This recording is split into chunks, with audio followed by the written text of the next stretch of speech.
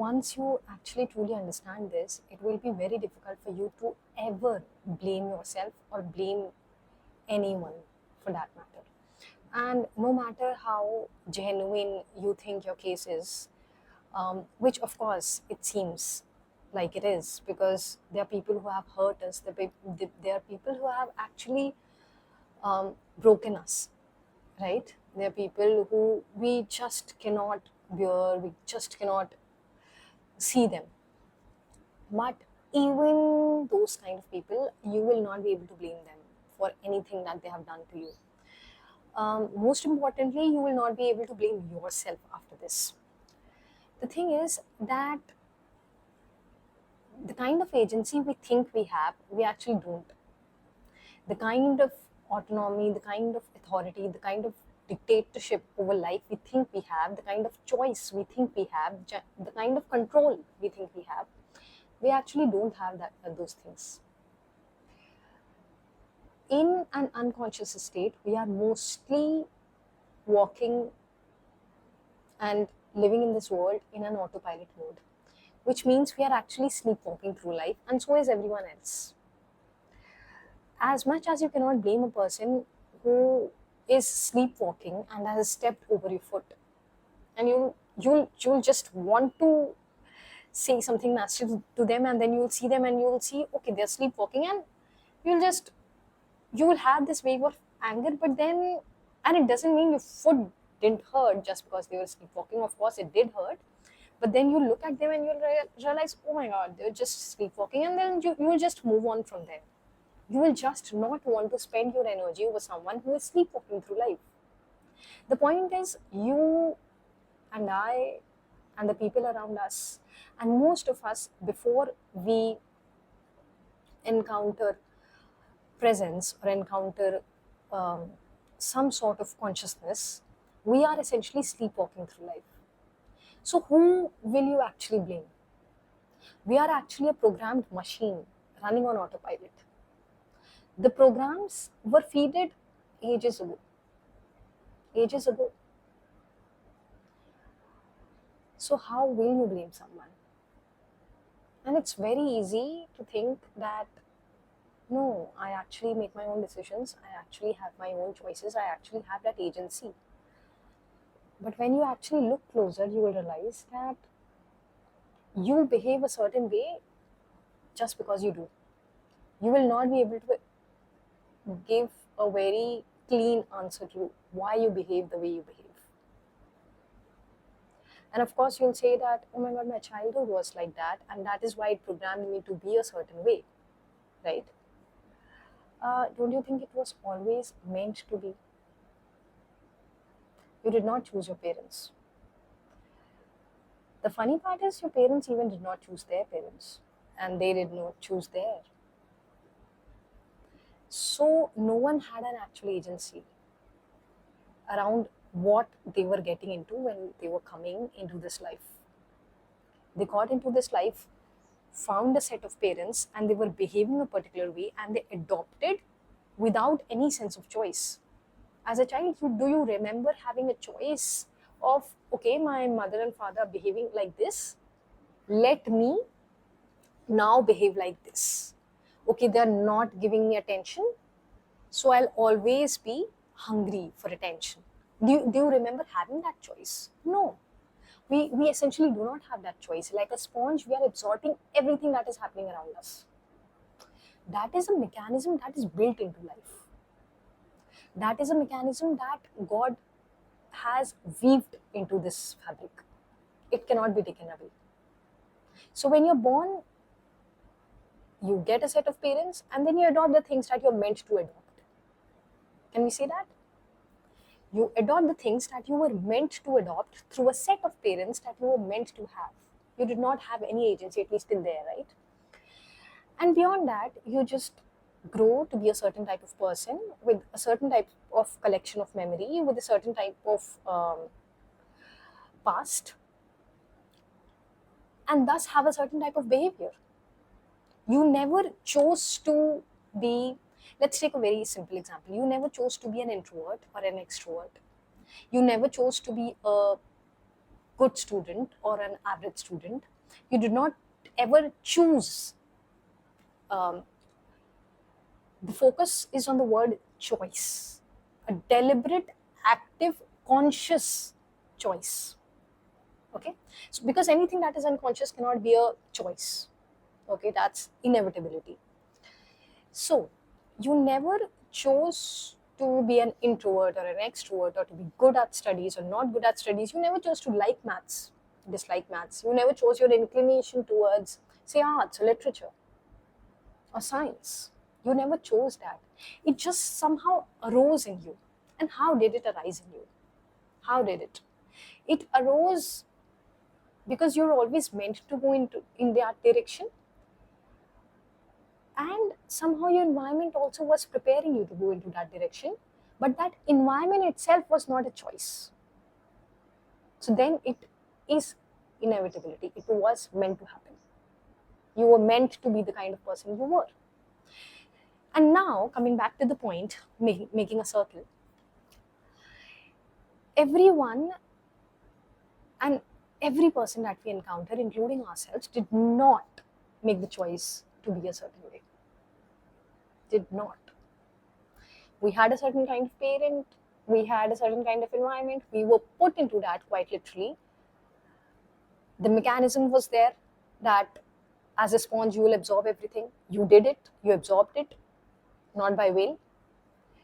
And then you started behaving a certain way, you started flowing in a certain direction. Until something nasty happens with you and you realize, how could this person do this to me? The point is, they are sleepwalking just like you. They are sleepwalking just like you and me. Just like you did not have a choice to choose the kind of person you became, they did not have the choice to choose the kind of person they became. And it sounds so problematic. I know that. I have been in an abusive relationship and I know that how it sounds. It's just so terrible to realize that, what? I cannot blame them for all the things that they did to me. The point is, you have to hold this paradox very, very carefully. You have to realize that you're hurt. I'm not taking that away from you. You were actually hurt in that moment. You were broken, and all of that you did not deserve, and all of that is true. I cannot undermine that. I cannot take that away from you. But the thing is, the kind of autonomy, the kind of control we think people have over their lives, the kind of control we think people should have over their behavior, they have none. They're just flowing in a certain unconsciousness, in a certain sleepwalking state, in a certain autopilot. And to expect them to be any different till they are conscious is just unconsciousness speaking. Do you understand the loop? Do you? You and I have been behaving a particular way because we were always meant to behave that particular way. We were kind of programmed to behave a certain way. And you can apply this to romantic relationships, to friendships, and most strongly to our parents. Because those two people are the people that we have most grudges with. Most grudges with. Because somehow we think they are some sort of saints who have now chosen to give birth to us. And since they have, they should be behaving a certain way. They should be fulfilling a certain criteria. They should be raising us in a certain way. And why did they give us so much trauma, so many patterns, so many unconscious behaviors and beliefs? Why did they do that to us? And the thing is, they did not have the agency like you did not. They did not have that kind of agency. Now, for a second, imagine everything that I'm saying is about your parents. So a little child gets born into a household that they did not choose. They get born into that particular household because the entire consciousness, the entire intelligence somehow made it inevitable for that particular soul to be born in that particular household. It couldn't be any other way. It couldn't be. So it was meant to be. Okay? There was no choice there. Now, that little baby had certain kind of parents. And they were exposing the baby to a certain kind of behavior, to a certain kind of environment.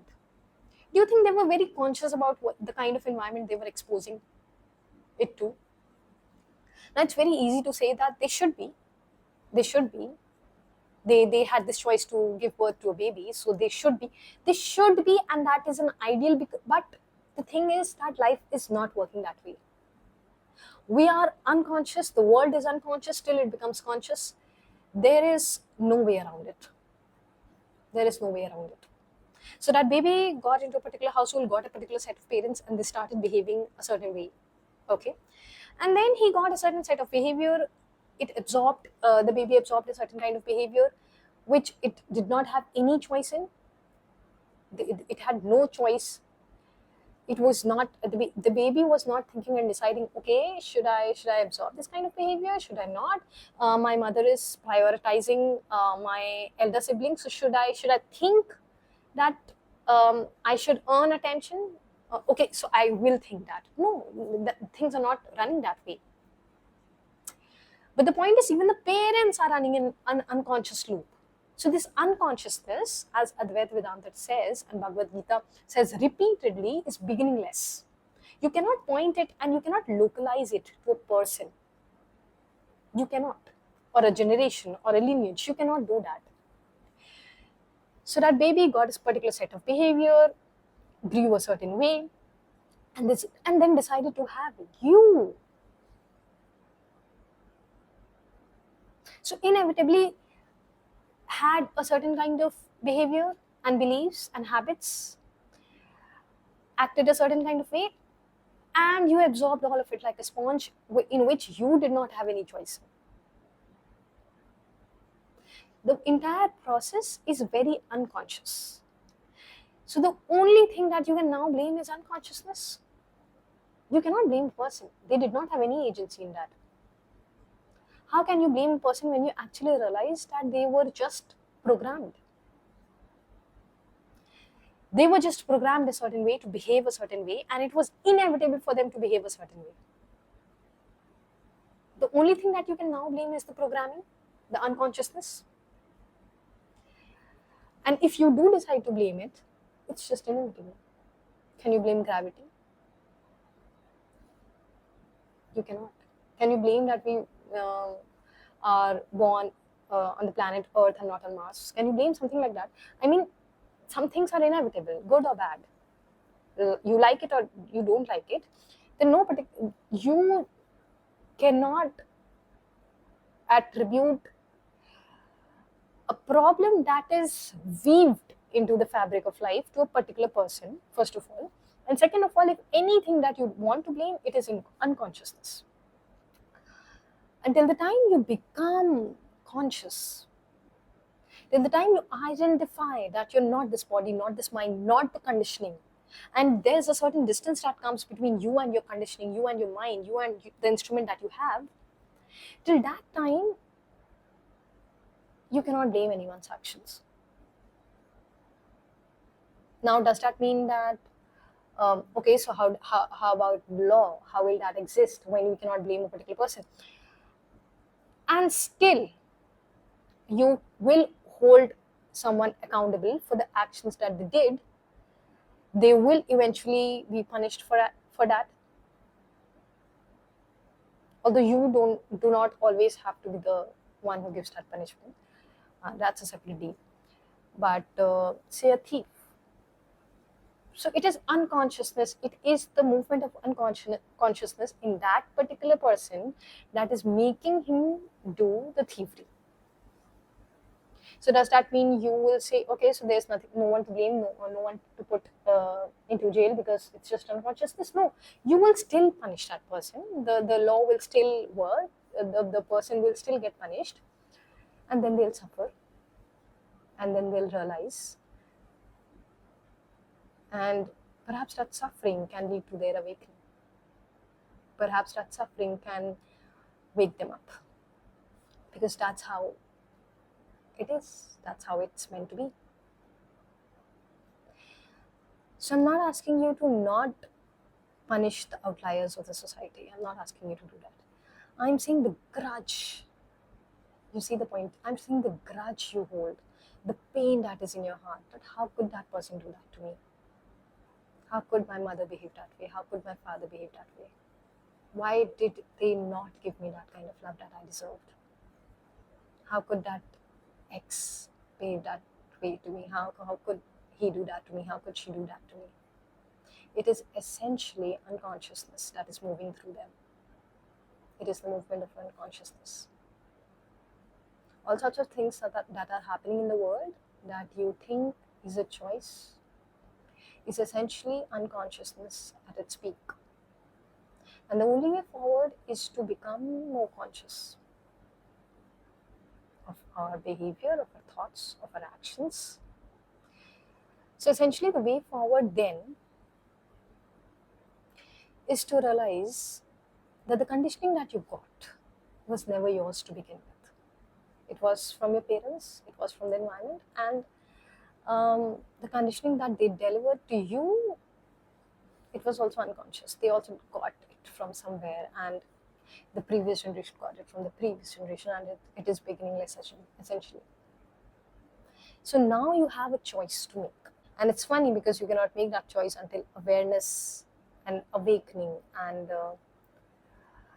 consciousness chooses us. But let's make it simpler right now. And you have a choice to make, and that choice is that you wouldn't identify with the conditioning that you have. And when you begin to do that, you'll realize that it's not that easy to snap out of it. And because it is not, you'll give yourself grace, and you'll give all the people that you encountered that did not fit the kind of ideal behavior that you expected them to, you'll give them grace too, because they deserve it. And you deserve love. I cannot deny that. So it cannot be taken in a way that, okay, so they did bad and I got hurt, but it was unconsciousness moving through them. So did I deserve it? No, you did not. You did not deserve it. It was as painful. But the pricking feeling that your heart always has, how could they do this to me? Or I am going to hold it to my grave. That is what we can enter it. And the thing is that the only way to move forward is to be more conscious. And to begin with, is to be more conscious about our own behavior. Is to not act out of the impulse that you have. Have you ever noticed how anger feels like? Because that is the closest example I can give you right now. When anger, it feels like a tornado inside of you. And then you actually have to just make the other person realize that they are so wrong in this particular situation. I've struggled with that, so I know that. You need to make the other person realize that they're wrong. You need to just blurt out certain words. You need to make them feel small. You need to make them feel wrong. You want them to apologize. You want them to understand your pain. You want them to see what they did was not right. And so that tornado, that feeling is almost like something takes over you, right? That is conditioning. That right there is conditioning. And that is what we need to get out of. So the next time when you feel that, did I just say that? Did I just do that? That's conditioning. The inclinations that you have to behave a certain way, to act a certain way, to say certain words to certain people, to know that you shouldn't do this particular thing, but you still do it, that's conditioning. And the only way to snap out of it is to observe it. Because the things that you're going to observe are separate from you. That's a principle. Right? What Advaita Vedanta tells us is that the seer and the seen is different. the seer and the seeing is different. So if you can observe your anger, if you can observe your conditioning, if you can observe the way you have been behaving, it's not you. It's an object in your consciousness, and if it can be observed, you can then pause, let it be. Let the tornado be. Don't try to remove it. The more you try to remove it, you will suppress it. You cannot suppress it. You cannot. You cannot suppress a tsunami. Okay? You just wait. Just let it be. Don't try to control it. Don't judge it. Don't talk to it, because you will be just talking to your mind if you do that. So don't do anything. Just observe it, and in that observing, it will pass. And then from that clarity, you act, and that is the way to break free of your conditioning. The thing is, we act from our conditioning, and we think it's us. But you do realize that sometimes after acting, we realize that, how could I have said that? Why did I do that? I shouldn't have said that. I shouldn't have done that. It was so wrong for me to. I did not know what took over me. If you recognize that language, you recognize conditioning. Conditioning is so strong that it takes over you. It is so strong that it just sweeps you. So the moment that it comes, there's a certain gap. The moment it comes, just be. Put yourself in a separate space, away from the people you are going to act out on. Just be. Just let that conditioning be. It will pass. And once that passes, you take action from clarity, whatever that is. Okay? So that's how you move forward from conditioning, and that's the only way to actually give yourself grace, to actually realize that you cannot blame anyone. You cannot. You just can't. And the best thing is, you won't blame yourself. That's the best part of it. So try that.